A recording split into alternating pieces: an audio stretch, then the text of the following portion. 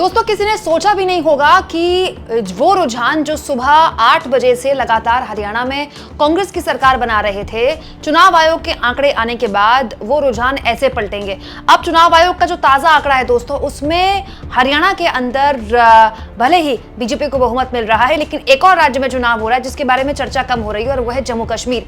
जम्मू कश्मीर में चुनाव आयोग का आंकड़ा न केवल इंडिया गठबंधन को बहुमत दे रहा है, बल्कि बीजेपी को बहुत पीछे पहुंचा रहा है। वो सब कुछ मैं आपको बताऊंगी, लेकिन एक और जानकारी आपको दे दूं दोस्तों, चुनाव आयोग पर सवाल उठा दिए हैं, चुनाव आयोग के डेटा पर सवाल उठा दिए हैं कांग्रेस पार्टी की प्रवक्ता सुप्रिया सुनेत ने। सुप्रिया सुनेत इस वक्त तमाम टीवी चैनल्स में डिबेट का हिस्सा है। इस बीच वो एक मीडिया चैनल से बात कर रही थी, जिसमें उन्होंने कहा कि चुनाव आयोग जो डेटा है वो अपडेट नहीं कर रहा है, और करीब 1.5-2 घंटे बाद हमारे पास जो डेटा आया है, जो कांग्रेस पार्टी के पास डेटा है, वही सही साबित होगा और कांग्रेस पार्टी की सरकार बनेगी। ये आश्वस्त है, कहते हुए सुप्रिया सुनेत ये बताते हुए कि बिहार में भी एक बार इलेक्शन में ऐसा ही हुआ था।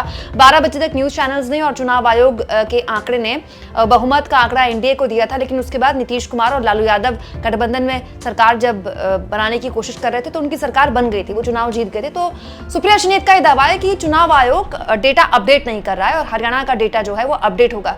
लेकिन इस बात पर तो कोई दो राय नहीं दोस्तों, ये बात माननी पड़ेगी कि अभी फिलहाल चुनाव आयोग का जो आंकड़ा दिखा रहा है, बहुमत जिसमें हरियाणा में बीजेपी को दिया जा रहा है, वो वाकई चौंकाने वाला है। क्योंकि तमाम पत्रकार जो फील्ड पर मौजूद थे, हर कोई यही कह रहा था कि हरियाणा में बीजेपी की स्थिति ठीक नहीं है। लेकिन ये बताता है कि बीजेपी न केवल बेहतर कर रही है, बल्कि सरकार बनाने की ओर अग्रसर भी है। फिलहाल रुझानों में तो यही दिखाई दे रहा है। लेकिन इस बीच दोस्तों, जम्मू कश्मीर को लेकर बात करनी बहुत जरूरी है। जम्मू कश्मीर में भी 90 विधानसभा सीटें हैं।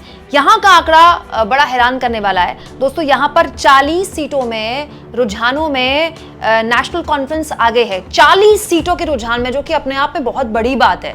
40 सीटें तो अकेले नेशनल कॉन्फ्रेंस जीत रही है। इसके अलावा कांग्रेस जीत रही है 8 सीटें। यानी कि आप कह सकते हैं कि कांग्रेस, जिसके लिए नेशनल कॉन्फ्रेंस की उम्मीद कर रही थी कि वो जम्मू में अच्छा करे, वो क्या उतना अच्छा कर रही है जितना उससे उम्मीद की जा रही थी? इस रुझानों के आंकड़े में, चुनाव आयोग के रुझानों के आंकड़े में तो दिखाई नहीं दे रहा है दोस्तों। इन रुझानों में बीजेपी नंबर 2 की पार्टी बनती दिखाई दे रही है जम्मू कश्मीर में 27 सीटों के साथ। इसके अलावा पीडीपी 5 सीटों के साथ आती दिखाई दे रही है, और इंडिपेंडेंट 7 सीटें रुझानों में लाते दिखाई दे रहे हैं। मैं फिर कह रही हूं, केवल रुझान है, आंकड़े वहां बदल सकते हैं। लेकिन जम्मू कश्मीर में जो फिलहाल टैली दिखाई दे रही है चुनाव आयोग के हिसाब से, उसमें कांग्रेस यानी कि इंडिया गठबंधन की सरकार बनती दिखाई दे रही है, जिसमें जो बड़ी पार्टी है वो नेशनल कॉन्फ्रेंस है। नेशनल कॉन्फ्रेंस शानदार प्रदर्शन कर रही है। इसका मतलब कांग्रेस पार्टी से जितनी उम्मीद थी नेशनल कॉन्फ्रेंस से कि कांग्रेस पार्टी जम्मू में अच्छा कर ले, उतना अच्छा उसने नहीं किया।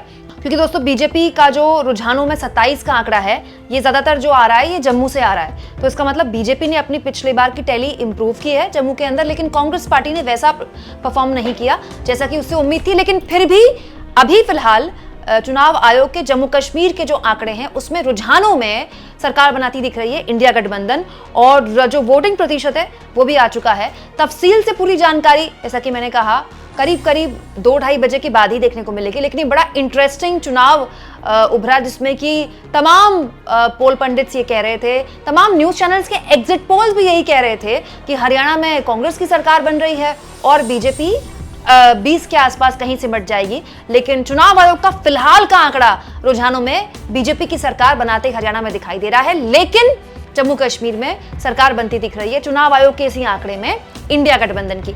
आपको क्या लगता है दोस्तों, क्या अभी भी बहुत जल्दबाजी है, थोड़ा और इंतजार करना चाहिए? क्या आंकड़ा बदल सकता है? बदल सकता है तो कितना बदल सकता है? कमेंट बॉक्स में जरूर लिखें, और जितना हो सके चैनल को शेयर करें, सब्सक्राइब करें, और थैंक्स और ज्वाइन के ऑप्शन से अगर आप चाहें तो कुछ आर्थिक मदद भी चैनल की जरूर करें।